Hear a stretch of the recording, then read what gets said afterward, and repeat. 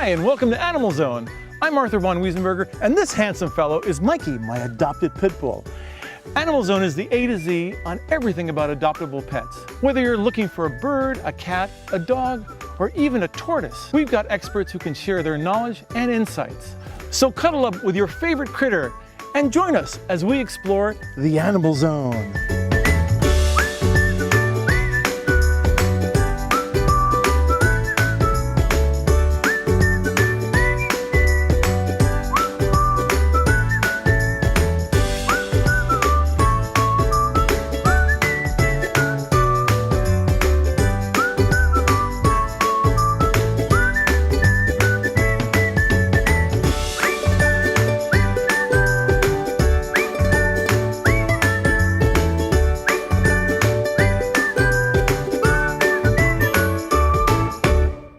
Can you imagine an Israeli intelligence agent who became a dog trainer? Well, New York Times best-selling author and celebrity dog trainer Tamar Geller is going to talk about how she helped me turn my pit bull Mikey into a gentleman. After that, Dr. Annie O'Donnell, who's a veterinarian and a veteran of varmints, is going to be sharing some insights on how you can give the best care to your pets. Then we're going to hear an amazing story about a donkey that had a second chance of life thanks to his adopter, Wendy McCaw. So we've got lots of barks, purrs, and a hee-haw or two right here on the AnimalZone. Oh, who's this old guy? Oh, that's Cooper. He's seen a few of these. Most people like to adopt the younger dogs, but one day your time will come, huh, Cooper? Sweetheart, what about these puppies? Honey puppies. Mommy, Daddy, that's it. That's the one. The Coldwell Banker Homes for Dogs project has helped find homes for thousands of shelter dogs. How's your tea? Because our agents don't just understand real estate, they understand what home is all about. The Santa Barbara Humane Society is an independent, local, community-based nonprofit with adoptable animals ready to find a forever home today. The Santa Barbara Humane Society offers low-cost spay, neuter, and vaccinations to cats and dogs in our community. And Dr. Sisk is our veterinarian who performs those surgeries and helps with the vaccinations. Also, please have a relationship with your local veterinarian in case of an emergency. Visit sbhumanesociety.org and remember, At the Santa Barbara Humane Society, we want you to adopt, not shop. Thank you for joining us. Let's head back into the AnimalZone. Well, Oprah called her the life coach for dogs and their owners. She's a New York Times bestseller. Tamar Geller is with us. I'm so thrilled, Tamar, you're here. I'm so grateful to be here with you. We have a history because we go back to the early days of Mikey. This is the pit bull you may have seen on other episodes, who is the sweetest dog, but he was very stubborn and very bullheaded. I mean, talk about a pit bull. He was a pit bull in a china shop. Yes, he was a pit bull in a china shop, absolutely. 8 years ago. That's right. And so we turned little Mikey over to Tamar to see whether we could figure out how we could get this guy to do anything we want him to do. That's true. Now, how did you figure out what makes dogs tick? And I know tick is not a word dogs like to hear, but how did you figure it out? Well, my background is I used to be an intelligence officer with the Elite Special Forces in Israel.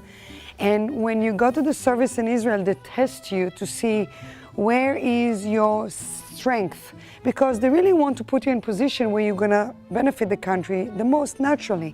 And turns out that I was very good at behavior, and particularly at behavior at finding the little things that don't matter. But ultimately, the little things were as strong as our weakest link. Okay, so now, cut to when I was done with the service, I thought I would continue with behavior and be a therapist, become a psychologist, but I needed a break and I went to the desert, and so happened somebody was doing wolf research, behavior. And there are wolves in the Israeli desert? Asian wolves. Asian wolves, they're not the fluffy big wolves, they really look more like coyotes. Wow. And I just started tagging along and helping out, and that's when it all came into place. And I actually had a dream that said, you must work with dogs, like you have to abandon your plan and do that. And it's amazing because I think when we really listen to our gut, oftentimes we are directed to go where we are meant to go, which may not be necessarily making sense to our brain, to our, what we really want, our plan of our life. We have those conversations of we have our desire, we have our wishes, and we have our plan, and sometimes God's plan is better. So here we are today, And when I'm working with dogs or with the people, I'm coming as a servant. I'm here to serve the dog, and I'm here to serve the dog's parents. What can I do to help make the relationship the best possible? Not the dog obedient. Right. To make the dog be his best version of himself and to make the relationship the best possible. Because when you got that amazing baby calf, because he looked like That's a baby what Mikey's calf. nickname is, baby calf. Yes, baby calf. You know, when you got him, you didn't get a dog because you needed somebody who was going to be obedient to you. That's not why we get dogs. You got a dog because you have love. the biggest heart. That's exactly. And he was really a mess, physically and emotionally. It's true. He was a mess. Yeah. He didn't trust, he was scared, and that's where I think his stubbornness came from. We oftentimes are stubborn when we try to control the situation because we feel if we're not going to take matters into our own hands or into our own paws, we're going to suffer. Yeah. You know, and when you realize that that's where it comes from, it all of a sudden gives compassion, and you try to connect and build the dog up and build the trust and build the faith, as opposed to you shut up, you be obedient, blah, blah, blah. So that's kind of like where we connected, because I think our value system and where you and me come with dogs is come from the same philosophy, same belief system of service, contributing to them. Not the carrot and not the stick. It's a different approach. Completely it's the different heart. approach. What I'm trying to do is to do my part to contribute to nature, to realize that I am part of nature, and if my way is through dogs, then I will honor and I'll contribute to dogs as much as possible. That is my way, and to try to understand them, because they're actually very smart, very, very smart beings, very smart. We have a lot to learn from dogs in my mind, personally, individually. You know, I believe each one of us get a dog that it's not randomly. I don't believe nothing happens in the world randomly. I believe everything is, there's the divine intelligence behind things. Me too, I'm with you. Right? Yep. Don't you find something that doesn't work out, or a door that closes years down the road, we go and we say, oh, Thank goodness it closed. Thank goodness it because closed. a lot of other doors open up which wouldn't have opened otherwise. Right. So I feel when you get a dog, number one, he brought us together, which I'm so grateful for. Me too. But there's like a bigger thing. I mean, just to see the change in him, you know, over the years, and to see everything that you had learned in the, you know, personally from having a dog like that, how he opened your heart.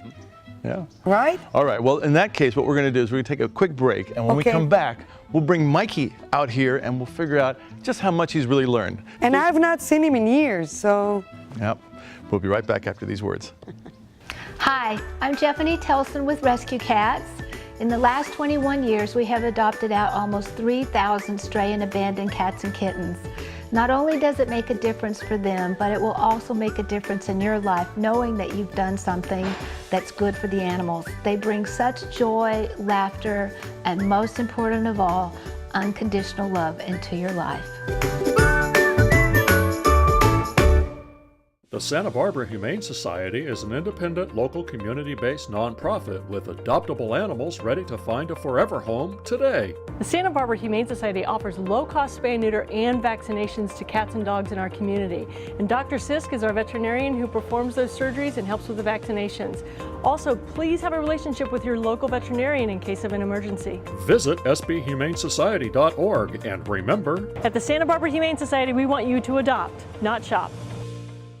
Sometimes scary things happen, like fires and floods, and suddenly a family has lost everything. That's why the Unity Shop has a disaster assistance program. We help families with immediate needs like food, clothing, and household items, and we continue to help them long-term until they're back on their feet and in their homes. But it takes a whole community to make this possible.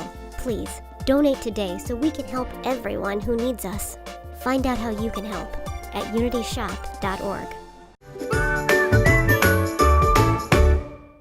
And we're back here on AnimalZone with Tamar Geller and Mikey. Mikey is the wonderful love of my life. He's been such a good boy all these years after he's been trained with Tamar. And Tamar trained me too, a certain degree. And so I'm going to get down and beg. No, I'm going to get Mikey to do a few things that I learned from Tamar. Right, Mikey? Let's Should we do a couple see how things? he's doing 8 years later. Okay, Mikey. Let's, first of all, Mikey, come around here. Let's come He's over like here. the camera. Come over No. here. Come over here. Okay, Mikey, sit. Sit. Good sit. Good sit. Good sit. But here's what I love. He says good sit, not good boy. Good, Arthur. Good job. Okay, Mikey. Mikey off. Mikey off. Mikey off. Wow. Catch. Oh, Good catch. You're amazing. You really are. Because These are things you told me. No, but most people do not follow up and they just revert to good dog. Oh, no. But we're teaching a language to a dog and we want to say what is the behavior, to actually name the behavior the way we do with children when we teach them a language. So good job. So we speak to our dogs like we speak to our people, right? Yes. Okay, Mikey, sit. Sit. Mikey, down. Wow. Oh, good down. Good down. So put the down on the ground. That's going to be the next one. Oh, okay. Because I have one thing I haven't learned from you, but okay. We're going to see if it works. All right. Okay? Okay, Mikey, come back up. Come on. Wow. Good boy. Okay, stay. Wait. Now, Mikey, remember this? Wow. Wait, wait, wait. Okay. Ah! There's the Mikey performance. Awesome. You're doing amazing. Amazing, amazing, amazing, Mikey. And what's great is Wow. all those things you trained Mikey and me on Who did I train? the dog. Thank you. Okay, tell us about that, because I do make a mistake. So here is the one issue that I heard you tell me this morning, that when you say his name, when you're calling him, he doesn't come back. Yeah. And I said, okay, let's see how many times you say his name when you're not talking about him. And what did we find out? I talk about him all the time with his name. With his name. Yeah. So what happened, unbeknownst to you, in the past 8 years, you desensitized him to his own name by simply saying it again and again and again without actually addressing him. So I bet in the first few weeks when you said his name, he looked at you. Yeah. And Now then he you realize- ignores me. That's exactly What's interesting, right. he does pay attention to one thing I say. Watch this. Treat? Treat? Because I call him when I have a treat. There you go. So what happened is, the most important word in every dog's life is his name. I would say that's his sacred word. Good shake. Shake. Good Oops, shake. take Oops, sorry. it. Sorry. So now that you're aware of it, Right. do you know what I mean? It's like, and you see, it's so hard not to say the dog's name. So here are the rules. Okay. You can say his name as much as you want when you're talking to him. So I love you, Mikey. And you said it's Down, also important to take off Mikey, your glasses. Everything.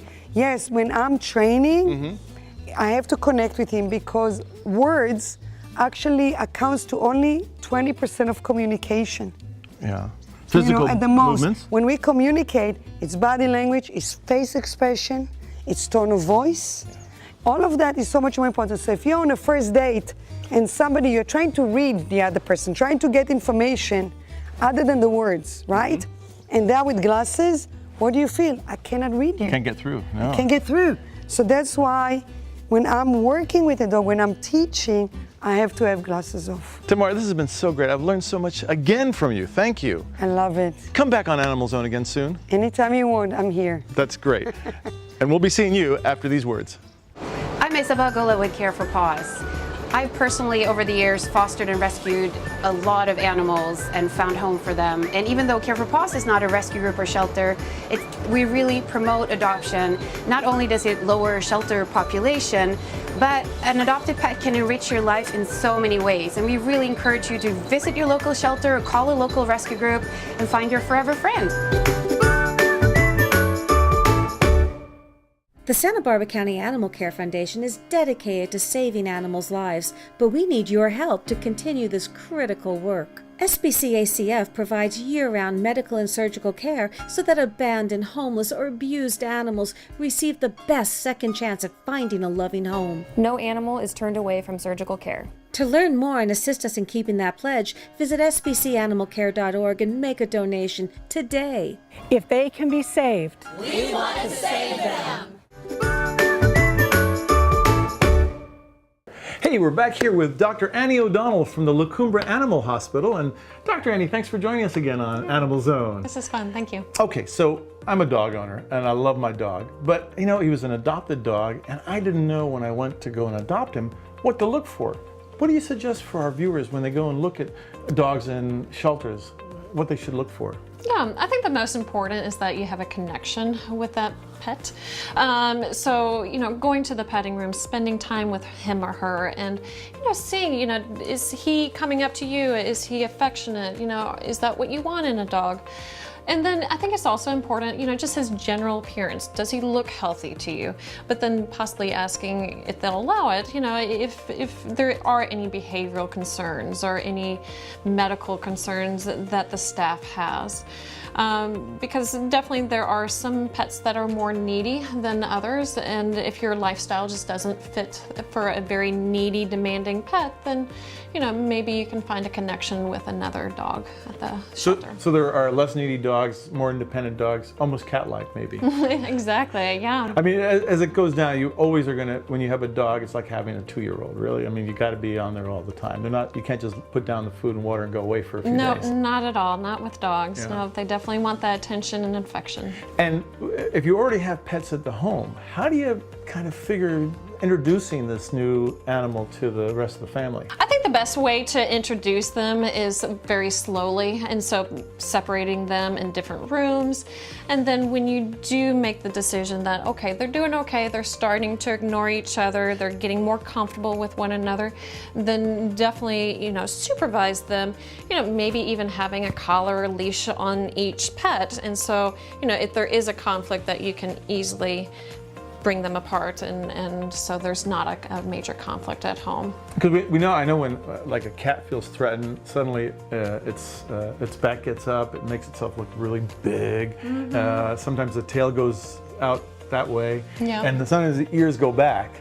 Kind of a good sign that this is not going to go on too well. So maybe make the transition even slower if you see signs like that, most definitely. What does a dog do when a dog is feeling threatened or might be aggressive? So their hair will stand up on end.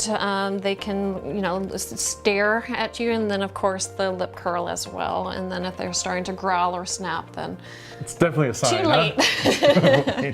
I know when you think about dogs, you don't really think about their dental hygiene, but that's an issue too, isn't it, as far as keeping their teeth clean? Do you guys take care of dogs' teeth? Yes, we do. Definitely we recommend to the owners, if they can brush their teeth actually on a daily basis, that's the best thing for their teeth as far as preventative care. Now, we still recommend, like in people medicine, to have a dental cleaning once a year.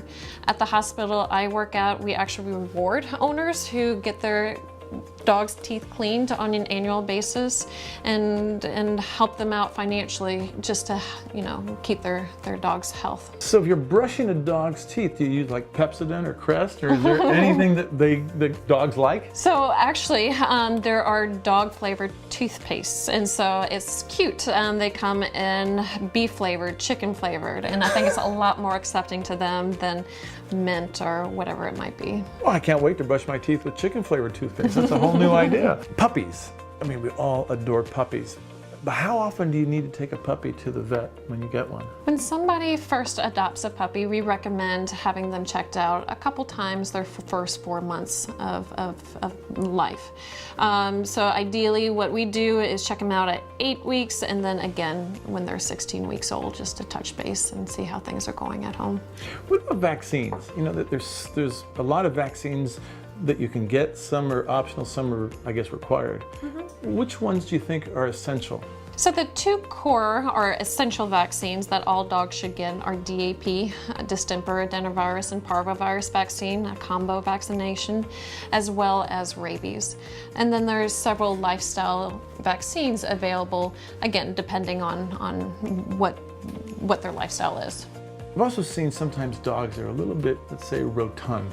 Is there a WAG, Waiters Anonymous? Is there something for dogs that eat too much to try and help them lose some poundage? Yeah, so taking away treats, so a lot of people food, are higher in calories, and so eliminating treats is definitely the first step. Then even considering reducing the amount of kibble that they get on a daily basis, so actually measuring it out, seeing how much you're giving, and then talking to your veterinarian as far as how much, as far as percentage-wise, you should drop that kibble. And then there are weight management diets.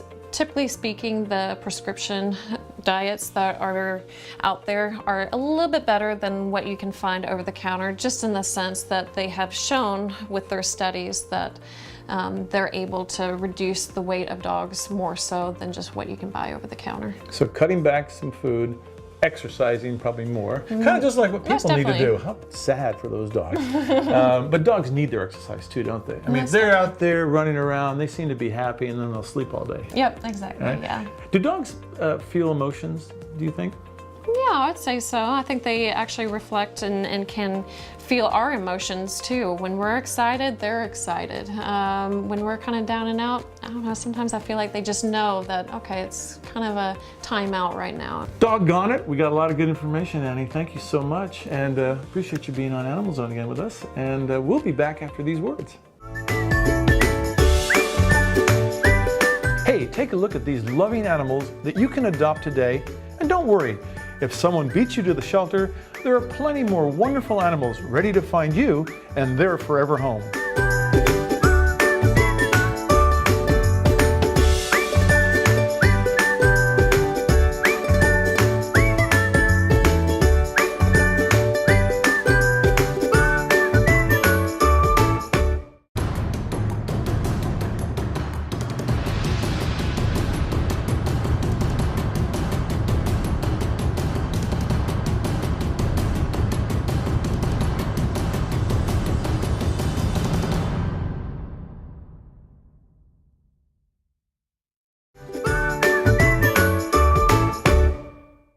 There's an amazing story about a donkey that would have almost died had it not been that his caretaker had gone an extra mile or several to bring him around. And that caretaker is Wendy McCaw. Wendy, tell us a little bit about, first of all, Eli. Where did Eli come from? Eli was considered to be an orphan in the desert, and he was rounded up by the BLM. And I went over to Ridgecrest and saw him over there, and he looked pretty miserable, so I decided I should have him because I could give him a better life than what he was getting there. So when you adopt a donkey, then you'd have to bring him out by trailer, right? To bring him out by to trailer. California, to Santa Barbara, and then and he had a pretty good life. Everything was going smoothly, right? Everything was great. great. Eating well, he was happy. He was great. He had a companion, Watson. He was a lot smaller than Watson, but he was the alpha male because he was so feisty. And Watson understood that. He understood that for, 10, 12 years. And then something changed. Something changed. When you have jacks, they always try to establish who is alpha. And this goes back and forth. They always test each other, and this was nothing new. And one day, Watson was testing Eli, and he mounted his back like they always do when they test, who is ever the stronger of the two. And there were landscapers in the corral who freaked out by the whole thing, and they panicked and sent the animals into a tizzy. They really spooked the animals, and Eli's knees buckled, and he fell to the ground. And then what happened? Well, what happened was Eli went downhill really fast. He started to get really wobbly and woozy, and he couldn't really stand up straight, and he wasn't eating correctly. And we called out the vet, Dr. Steve Goss, he took blood tests and everything else, and he couldn't see what was wrong with him, but he came out a couple days later and he said he really has a neurological problem. You have to get him over to Doug Herthel in the valley, over at Alamo Pintado. And that's a specialist that works on horses all around the world. Right. Race horses and very, very special horses. So exactly. It must have been unusual to have a donkey turn up there. I think that was probably one of the first times that they had a donkey trailered in, especially one in that shape. Yeah. They tried different procedures to try and get him up and running again. They right? did. They did numerous tests. They put him in the hyperbaric chamber, and that didn't do anything. They had him on antibiotics because by then he was getting pneumonia. They had him on anti-inflammatories, thinking that maybe he had a cervical injury, but they weren't sure until they did an MRI, I guess. And they determined that he had a severe spinal injury, and he was going paralyzed really quickly. All right, well, tell us about the stem cells. So how did that come about? Doug Herthel suggested by this time we had to do something, either that or put him down. And he said the only thing really left to do was to try stem cells. They had never tried it on a donkey before. They had never tried horse donor cells on any other animal before. So this was a crossbreed type of, or cross, I guess, what do you call it? Species, yeah. But he said, we should give it a try. That was our last hope, basically, that if this didn't work, then we would have to put him down. So we tried it the first time, and he was a little bit better. He could stand basically with assistants holding him, but without the assistants, he was back down on the ground again. And when they saw that he was getting weaker again, they decided, well, maybe we'll do another round of stem cells. And again, he got a little bit stronger. He could stand with assistance. But there again, a couple weeks later, he was going back downhill again. At that point, Doug said, it generally takes about 3 times for stem cells to really work. So we decided, third time we'll try it. And I made sure that, Eli at that point, if he was willing to go that extra distance, because by that time he did have the bed sores, and they were so bad they had to put him in a nylon shroud that they zipped up around him to keep him from abrading himself anymore on the ground. Even though he had hay and, he had really great care, he had 24-hour care, and everybody was watching him all the time. He still was, since not being able to stand, he was still getting bed sores. The third time was tried, and I think this all started in May, and the stem cells were in June and July. And on the 31st of July, the attendant came in to check on him in the morning and found that he was standing up on his own. Wow. And they couldn't believe it. They thought somebody had stood him up. They thought something happened. They didn't know, they were just gobsmacked. So since he had 24-hour care and he had a camera in his stall, they rewound the videotape and saw that about 3:30 in the morning, Eli stood up on his own. As Doug Herthel said, it wasn't a pretty sight, but at least he got up on his own. Amazing. And it was just, from there it was, he was out there for a couple more months, about 3 more months, I think. He came home in September, just to make sure that he was, continuing to improve. And we wanted Eli to have Watson out there with him because they had always been together. And we didn't want Eli to feel that he had been sort of parked out there by himself. So we had Watson over there for the remainder of the time. Not that they could get together or anything, but at least they could speak to one another. And this laid new frontier for cross-species stem cell work. And now if you look up in the internet, Eli the donkey, you'll find all these papers, scientific papers about how this happened. Broke new ground, for sure. And did you ever know when you adopted Eli that you'd be going through all this? Never had a clue. Was it worth it? Absolutely, it was worth it. It was worth it for him because he really wanted to live, and that was the most important thing, was to get him healthy again. I mean, the side benefit was that, it blazed new ground for all the stem cell work. And I think another important point that I'd like to make too is that we used retired racehorses' stem cells that had been banked because we didn't have enough time to get Eli's marrow and get it spun and get it ready for him. So we were forced to use the racehorses' stem cells. But what I did do is I did bank some of Eli's marrow that has been turned into stem cells in the event he ever has to go back out there, or in the event that another burro needs that kind of treatment. Wow. Amazing story. Eli's a very lucky guy. Yeah, we're lucky too. All right, well, thank you so much. And with that amazing story, we're going to take a break, and we'll be right back with more Animal Zone. Hi, I'm Jimmy Connors, and you're watching Animal Zone. Every morning you could count on it being there with the rise of the sun. We're proud to say we've been there every day with you. The Santa Barbara News Press plans to continue sharing the news of the day with you all through the year and beyond. It's nice to know there are some things you can still count on. The Santa Barbara News Press, serving Santa Barbara since 1855. Subscribe today. Call 1-800-654-3292. Weren't there some amazing animals and guests? You who adopt animals from shelters, you are the true heroes. If you want to see more about AnimalZone and other things, check out our website, animalzone.org, and we look forward to seeing you next time.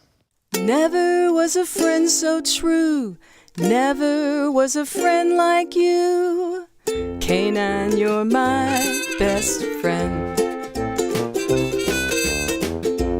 Canine of mine, friend for all time. So glad you're my best friend. Through thick and thin, we'll see things through. Canine of mine, so true. find you or did you find me? Either way, it's still serendipity. When I saw you, it was plain to see you weren't just another lassie wannabe. Oh, canine of mine, friend for all time. I'm so glad you're my best friend.